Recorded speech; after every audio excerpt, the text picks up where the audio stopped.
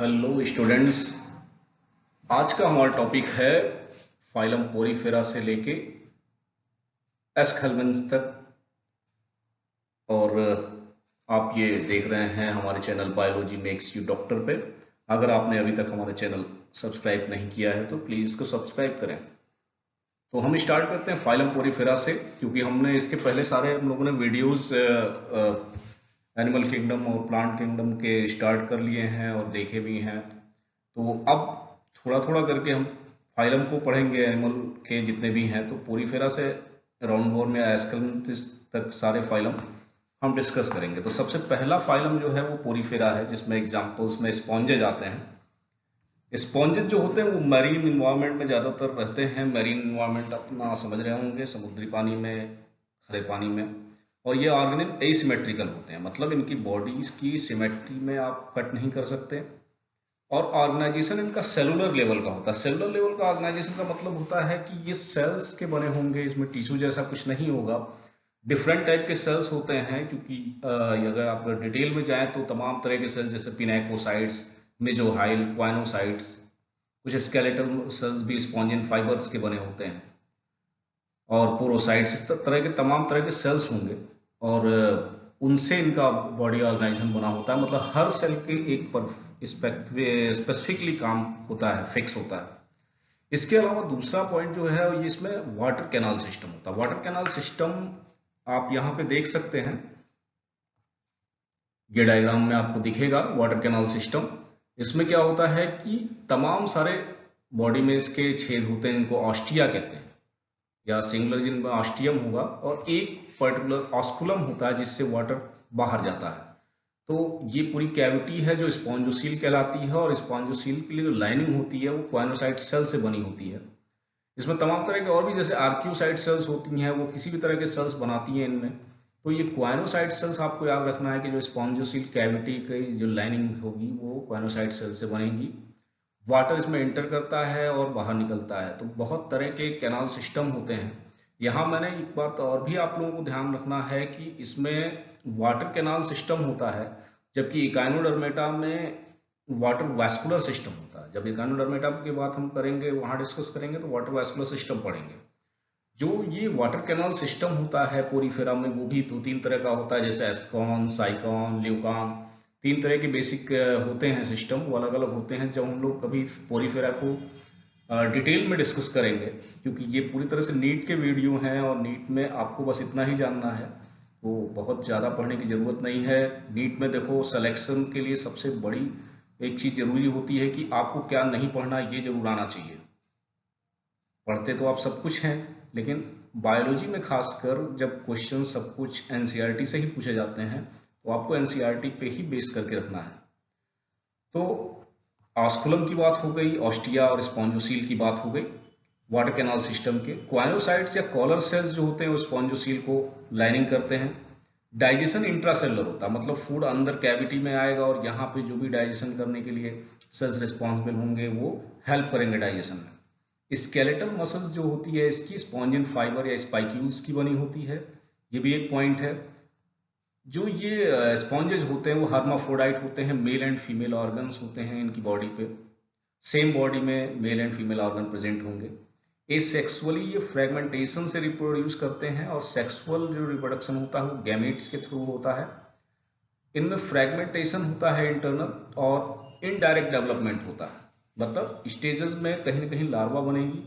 वो भी अगर कोई पोरीफेरा में आप जब डिटेल में पढ़ोगे तो उसमें तमाम तरह के लार्वा पढ़ोगे कि किस तरह के लार्वल स्टेजेस होती हैं, या बीच की कोई स्टेजेस होती हैं, वो फ्रेगमेंटेशन डेवलपमेंट में आएगा।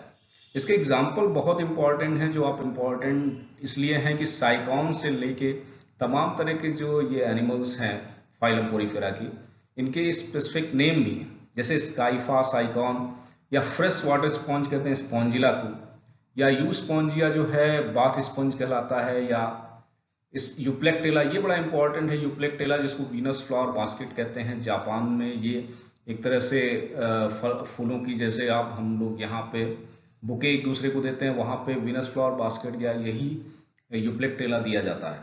तो ये जो है बात हो गई हम लोगों की पोरीफेरा की। अब नेक्स्ट में हम लोग चलते हैं, हमारा नेक्स्ट स्लाइड जो है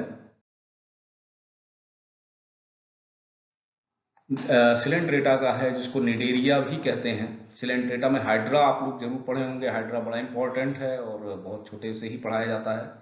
तो ये भी एक्वेटिक एनिमल्स हैं, मरीन है।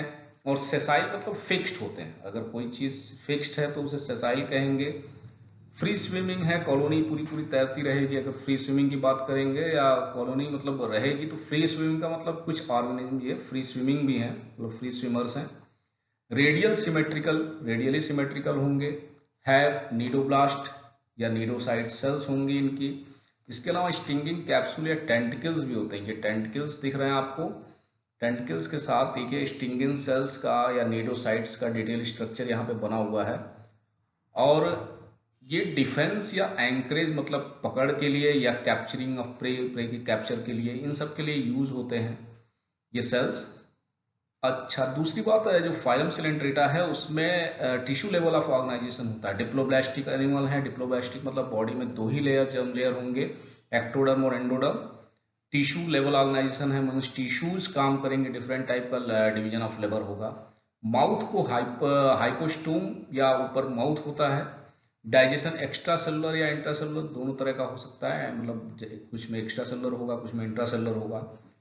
कोरल्स इसके एग्जाम्पल हैं। कोरल्स में स्केलेटन होता है जो कैल्शियम कार्बोनेट का बना होता है। Exhibit two basic forms, polyp और मेडुसा शो करते हैं। इसमें पॉलिप जो होता है वो सेसाइल और सिलेंड्रिकल होता है, जबकि मेडुसा अम्ब्रेला से फ्री लिविंग होगा। जब हम लोग ऊपर बात कर रहे थे फ्री स्विमिंग और सेसाइल, तो फ्री लिविंग वाला जो है अम्ब्रेला शेप्ड स्ट्रक्चर होता है, जैसे जेलीफिश का देखेंगे।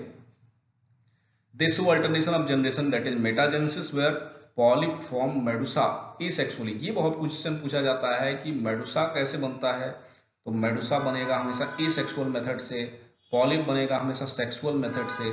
और मेडुसा हमेशा कैसे बनेगा, मेडुसा पॉलिप मेडुसा बनाता है और मेडुसा पॉलिप बनाता है। तो ये एग्जाम्पल इसका ओबीलिया है।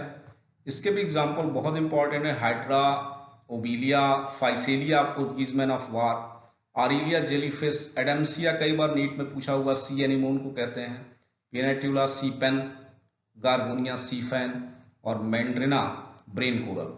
इनको जरूर याद करना, ये बहुत पूछा जाता है।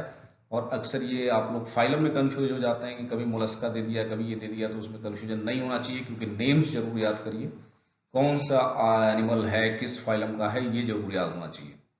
हमारा नेक्स्ट है वो है टीनोफोरा का, छोटा सा ये फाइलम है।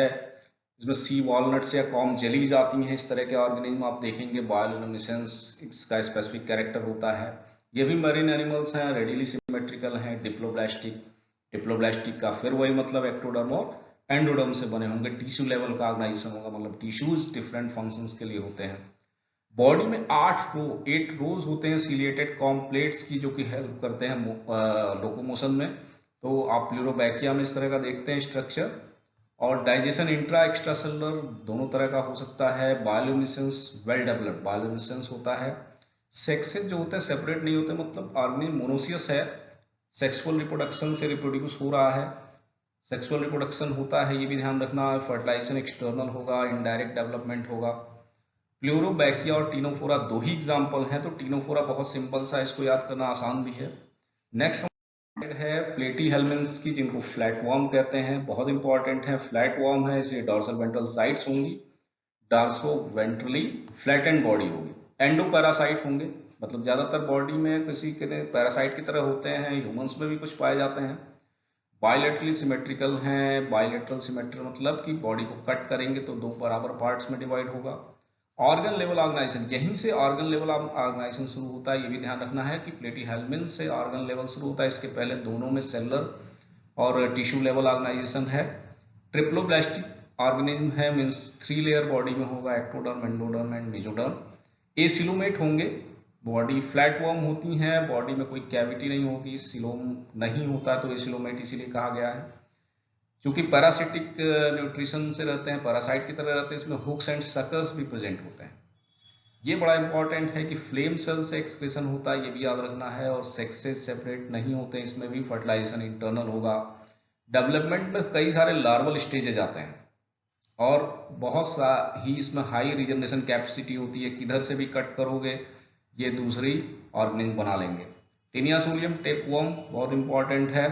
फैसियोला हिपैटिका, लिवर फ्लूक जिसे कहते हैं, और प्लेनेरिया जिसमें हाई रिजनरेशन कैपेसिटी होती है प्लेनेरिया में, ये भी याद रखना है। ये तीनों प्लेटीहेल्मिन्थ्स के हैं, तो ये भी एक इम्पॉर्टेंट फाइलम है। और हमारा अगला फाइलम है एस्कहेल्मिन्थ्स, जिसको राउंड वर्म कहते हैं। राउंड वर्म तमाम तरह के इस तरह के पेट में अक्सर लोग बच्चों को सुना जाता है कीड़े हो गए हैं, तो फ्री लिविंग होते हैं, एक्वेटिक टेरेस्ट्रियल पैरासाइट्स हैं। Organ system level of organization होगा इसमें, बॉडी बायलेटरल सिमेट्रिकल और ट्रिप्लोब्लास्टिक होगी। स्यूडोसिलोम मतलब फॉल्स सिलोम होंगे। हमने एक वीडियो में सिलोम के बारे में भी डिस्कस किया हुआ है इसके पहले कि कैसे कौन कौन से तरह के सिलोम होते हैं, तो you can see this that video और उसको देखें और समझें।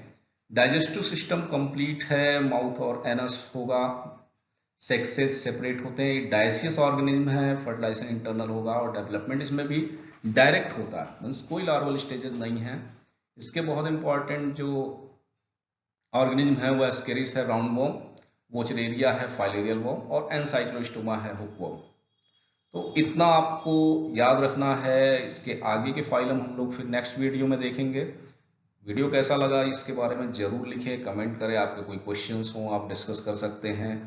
इंस्टाग्राम पे मेरा पेज जो है बायोलॉजी मेक्स यू डॉक्टर, उसको फॉलो कर सकते हैं। तो मिलते हैं नेक्स्ट वीडियो में, तब तक के लिए good luck, have a great time.